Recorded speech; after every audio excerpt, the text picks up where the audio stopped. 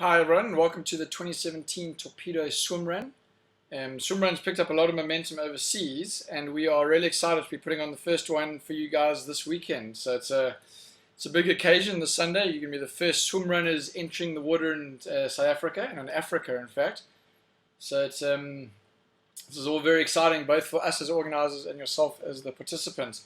My name is Richard, and I'm just going to do a route briefing now to talk you through the route in more detail and the experience that you can expect on Sunday.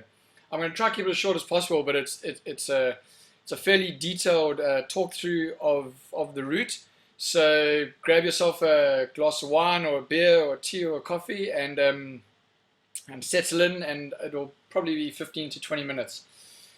There is some admin which I'm not going to run through now, so please check for the attachments on this email that is going to detail just once again the registration tomorrow at the Barefoot Concept Store in Cape Quarter, and then it also is going to detail your compulsory equipment that you have to arrive with at the start on Sunday. Please arrive with that compulsory equipment. We don't want to turn away any swim runners on Sunday morning. That would be a great shame. So that's your timing chip, bib, cap, whistle, shoes, and wetsuit. It is a compulsory wetsuit swim for everyone. I know there's lots of open water swimmers from Cape Town that do Robben Island, and they have asked us if they can do this without a wetsuit. It is part of our safety plan and our presentation to the City of Cape Town, so wetsuits and shoes are both compulsory.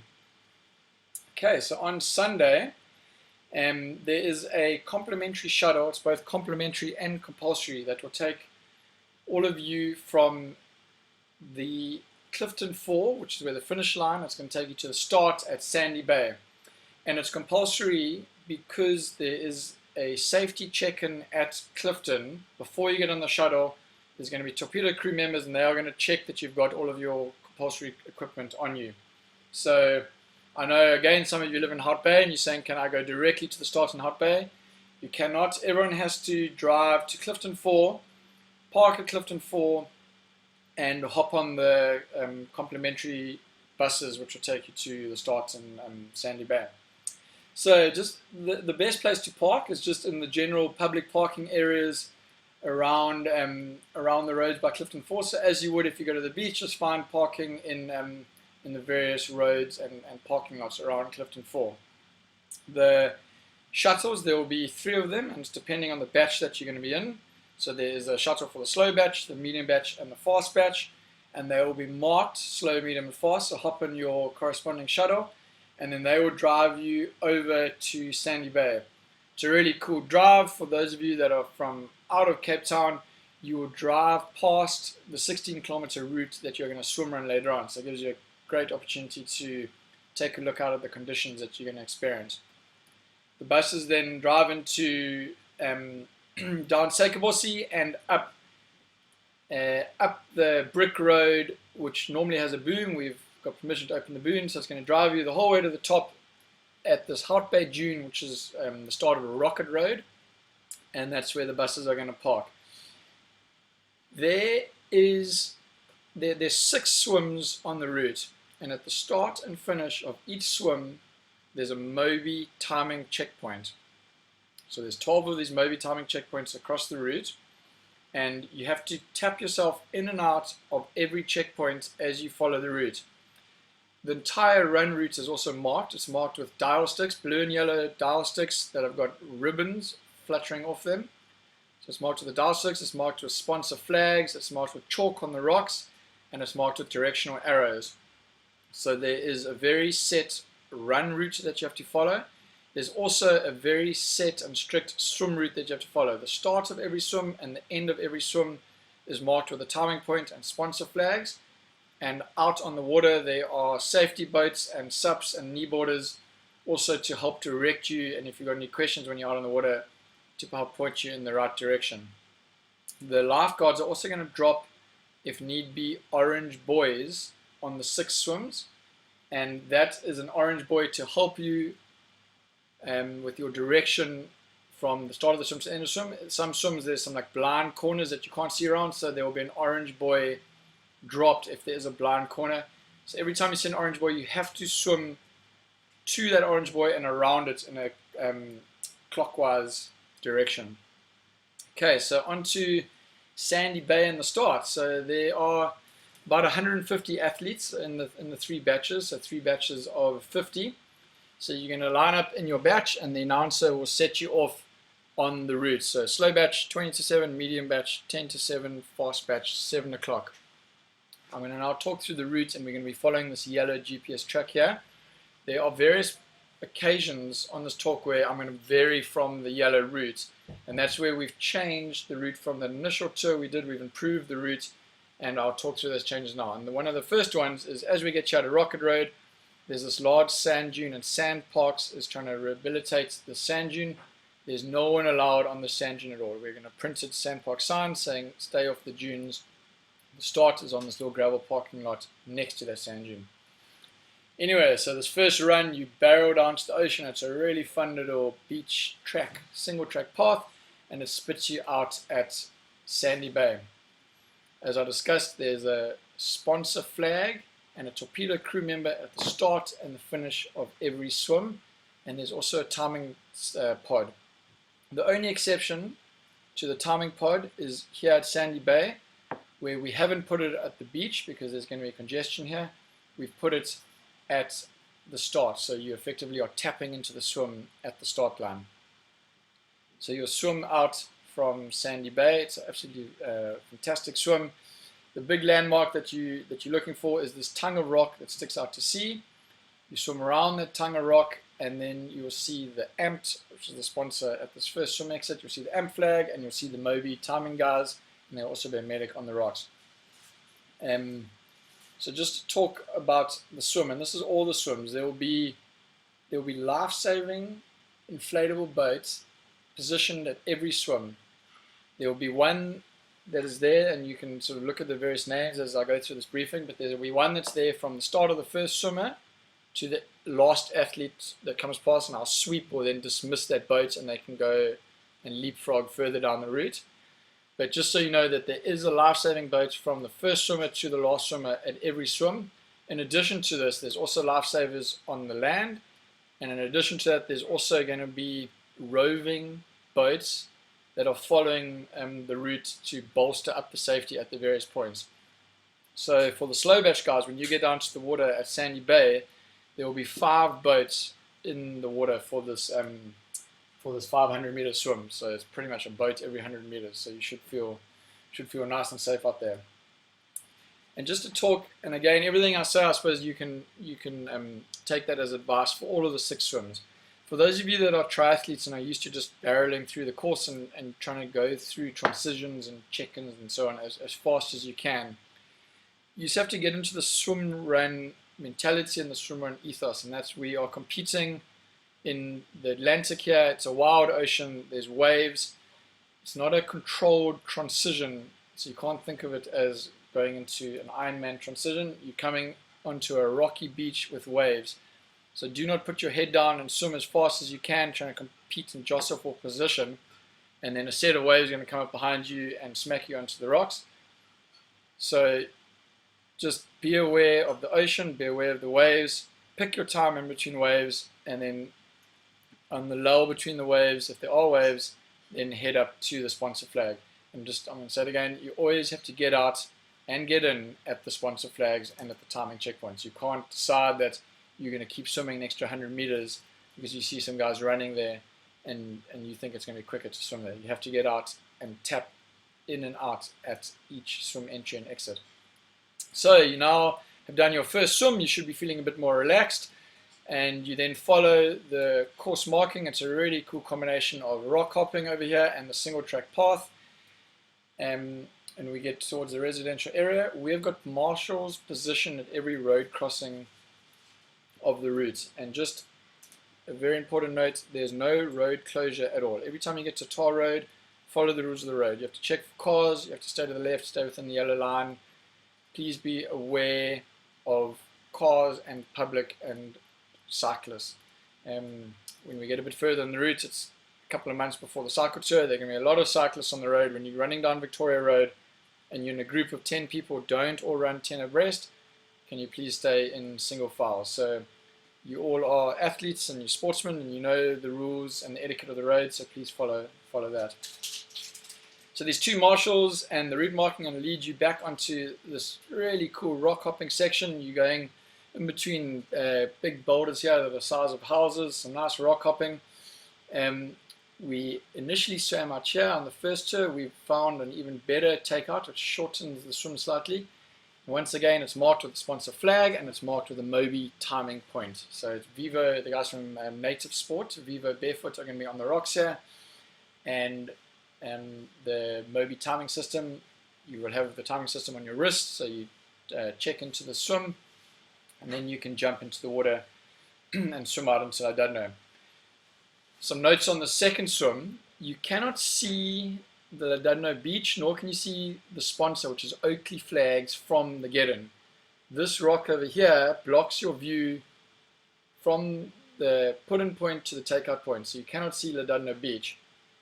Once again, the lifeguards, and it's Ladadno that's allocated to this point, will have dropped a buoy, if necessary, to lead you on the best line to the beach. There are rip currents over there and there's rip currents over here. If they have dropped an orange buoy, you have to swim to the orange buoy and then to the beach. And that's done for your own safety, and so you have to follow the instruction of the lifeguards in the water. The Torpedo crew member, or the sponsor, in this case Vivo, will have the instructions, and if you want to find out any information about the swim, chat with the guys before you jump in. They will give you some little hints and directions as to how far the swim is and what sort of to aim for and so on. So that's the Ladadno swim. On the tours we've done, the visibility has been absolutely fantastic. There are big waves coming into Ladadno, so just be aware of that, and just once again time your entry into the beach.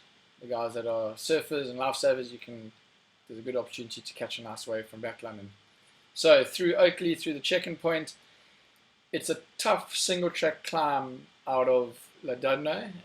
You are cold from the swim, and these transitions, if you've done Xterra or Ironman, if you've done any triathlons, you know how tough the transitions are. So it's a really interesting dynamic of swim run that we are going through 6 of these transitions where you're coming from a swim onto a run. So it's you have to, I mean, for the guys racing, it's going to be flat out up here, but for the back markers, take it easy up this climb. It's 2 road crossings marked off by marshals and another marshal to direct you when you get onto Victoria Road. But again, it is marked with our course markings. Power Bar is the Energy Point 1 sponsor, and Power Bar will be positioned, depending on the weather, at 1 or 2 locations. They'll either be at the Curios, that's if it's nice weather and there's not a strong southeaster. If there is a strong southeaster, they'll be positioned in a garage of a house at the top of Ladadno. So they will have their bars and gels and drink to power you on your way.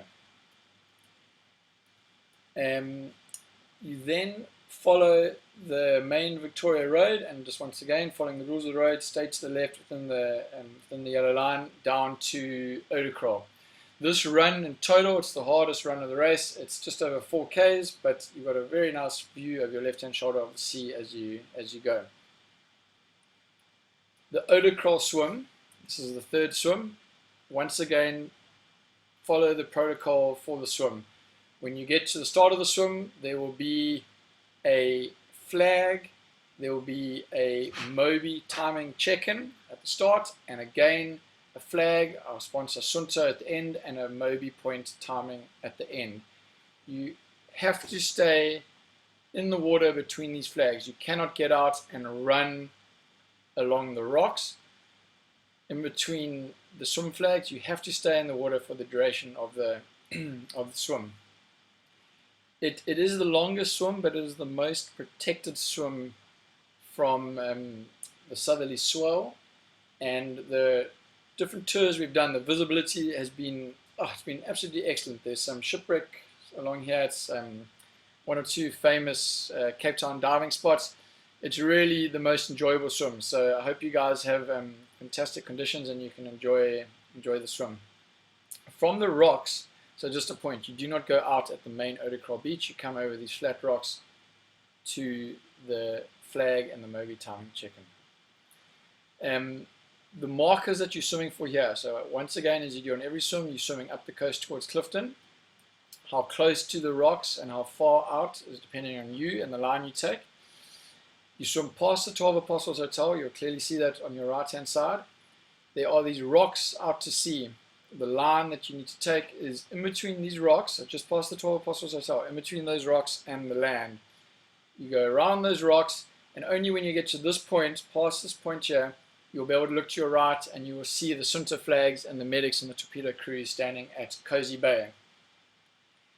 So as I said, the rules are you have to stay in the water. There is a point over here that sometimes high tide allows you to swim in waist deep water through this point. So that is allowed. As long as you stay in the water, you're allowed to go through this point over here. If the rocks are exposed and you get out the water, your whole body's out the water, you cannot go through this point. You have to swim around.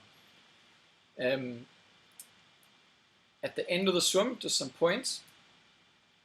It's a very technical section to get to the Sunto flag over here. So that route up there is what we did on the tour. That's not allowed. You have to follow the route markings from Sunto, which will take you up the wooden steps over here. Our environmental guys have told us that we cannot use this washaway over here, so the route marking will take you up the wooden steps.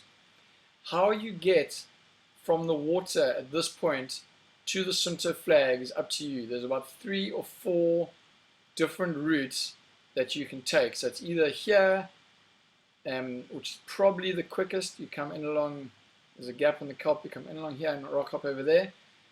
Some guys say that they prefer coming to this point here and then rock hopping over to there. So this is the only swim in this little area that's got a slight leeway of you picking your route out over these rocks. You cannot get out over here and run. You have to get out at this point in front of the flag. You have to get out with the flag in sight right in front of you. And then it's just that one option of swimming. If you can swim there, you're allowed to take that line over there. Okay, so that's then the end of the Odacrawl swim.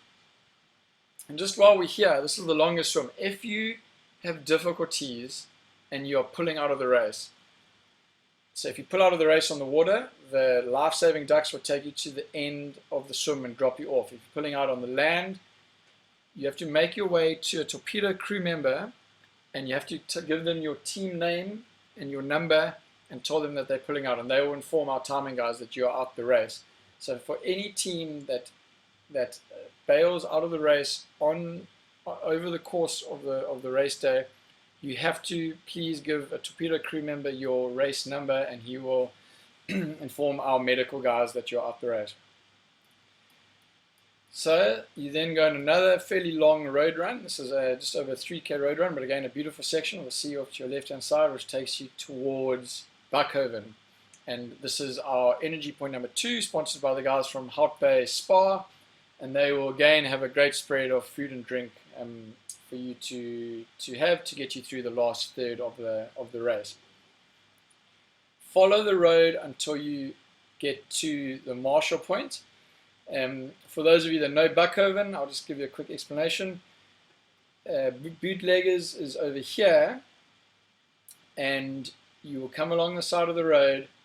On the tour, we came through here, which is what you won't do in this case. You follow this road until you see the Marshall Point and the energy point, and at that point, you then come off Victoria Road and down this. There's a pedestrian lane which will take you onto the rocks in front of the Buckhoven houses here. But once again, it's all marked with chalk and flags and arrows. So through the energy point, it's a very nice little boulder hopping section in front of these houses, in front of the NSRI slipway. This little loop, it was high tide and we did a little swim here. You won't do that. You run across the rocks. This is all a run, and you run to Buckhoven Beach. And again, the protocol, there's a flag and there's a timing check-in, and it's at that point you enter the water. If you've got any questions about where you're swimming, you ask the torpedo crew member at the flag and they will point it out to you. So Buckhoven Bay, or Rumley Bay as it's known, it's a short swim, but it is definitely one of the tougher swims The swell, it's more exposed to the southerly swell than the other swims, and it has got the toughest exit. So it's the most unpredictable with the surf, and there are various rocks that you need to make your way between. It is a very exciting exit, and it's going to be closely monitored by our lifeguards.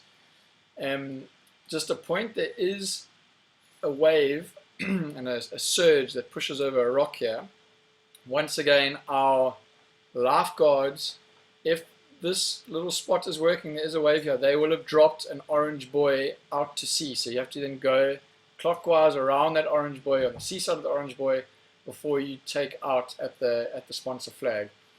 So when you get to this point, you'll very clearly see the GoPro flags and the timing guys on the beach, and they will be your marker of where to exit on the rocks over here. You will then run through a very packed Camps Bay beach. Guys will look at you like you are crazy, running in your wetsuit and your shoes, and you'll run along the high water mark, follow the route markings, and you'll get to the second to last swim, which is Camps Bay to Glen Beach. Depending on the surf, once again, the guys who are allocated to this beach, that's Clifton Lifesaving, if the surf allows it, they will allow you to swim through the rocks and into Glen Beach. It's very probable that they will make a decision to put an orange buoy out here to force you around the last rock and into the beach. Once again, the swim entry crew will have that information, and if there is an orange buoy, you are forced to always swim clockwise or on the sea side of that orange buoy. That's your turning mark, and then into Glen Beach. Once again, the protocol, the flags, and there's a timing check-in and check-out. Really nice rock hopping section in front of Glen Beach, through a little cave that not many people know about, up onto the Maiden's Cove, across the grass, follow the route marking, down to your last swim, which is from Maiden's Cove into the finish at Clifton 4. There will once again be a swim flag and a Moby timing, and this, depending on the tide height, will be positioned at a point where you can enter the water safely. It's looking good that the high tide is at just after 5, so it's going to be we are going to be about 3 hours after high tide at that point. I think it's going to allow us for this to go through this really nice snorkeling section, which you'll show the guys at the swim entry will be here, and they'll lead you out through the snorkeling section and into, you pop out in Clifton, and then you swim. You'll see the flags of the finish line, and that is the last Moby timing point at the finish line. So that is a wrap of the 16K course. Just 2 points I want you to take away from this is the rules of SwimRun, and please adhere to these. So the first one is that it's a team race. You are teams of 2. You cannot be separated by more than 10 meters from your partner on the swim.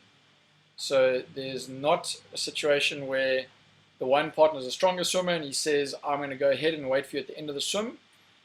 Our lifeguards have been instructed to monitor this very closely. There always needs to be 2 people swimming together. It's a safety factor for us. You have to stick together for the entire duration of the race. You cannot let the stronger runner go ahead on the runs and the stronger swimmer go ahead on the swims, and then wait at these Moby points and then like regroup before you do your tap-in. So it seems like you're going through the course together. You have to stay within 10 meters of each other on the swim, and 20 meters, you're allowed a slightly longer 20 meters on the run. And then the second crucial safety point is that when you get to a swim entry, and this definitely applies at Ladudno, where you're jumping off rocks. It applies at Odacrawl, where you're jumping off rocks. It applies at Clifton, where you're jumping off rocks. You have to jump feet first off the rocks into the water. You are not allowed to dive head first into the water. So that's just two very important safety points to please remember. There will be 2 cutoffs as well along the course. These cutoffs are very lenient. We've allowed you a lot of time, but although they are lenient in terms of the time allowed to get there, they're going to be strictly enforced. And the first cutoff is at Odacrawl, which is around about the halfway mark, and that is going to be at 9:30. So for the slow batch guys, you've left at 20 to 7, and this is before halfway, and you have to get there by 9:30. So that gives you plenty of time to really move at a slow pace through the course and still make that cutoff.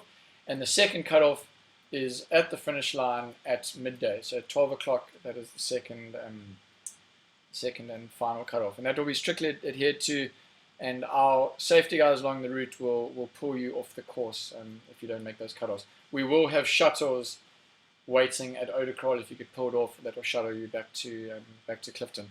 But if you're in any decent shape, those cutoffs really aren't a problem time-wise. So then just to look ahead, we're now Thursday mid-morning. Look ahead to the weather for Sunday. So we're still 3 days away. So the wind will probably definitely still change, but the swell is starting to get pretty accurate at this point.